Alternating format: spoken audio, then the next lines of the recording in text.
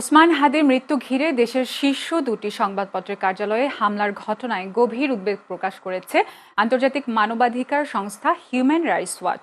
শুক্রবার লন্ডন থেকে প্রকাশিত এক বিবৃতিতে হিউম্যান রাইটস ওয়াচ বলেছে, এসব হামলা মত প্রকাশের স্বাধীনতার উপর একটি গুরুতর ও ভয়াবহ আঘাত। বিবৃতিতে উল্লেখ করা হয়, আইনের শাসন প্রতিষ্ঠায় ব্যর্থতা ও চলমান রাজনৈতিক সহিংসতা বাংলাদেশের নাগরিক পরিসরকে সংকুচিত করছে এবং নতুন করে মানবাধিকার লঙ্ঘনের আশঙ্কা বাড়াচ্ছে।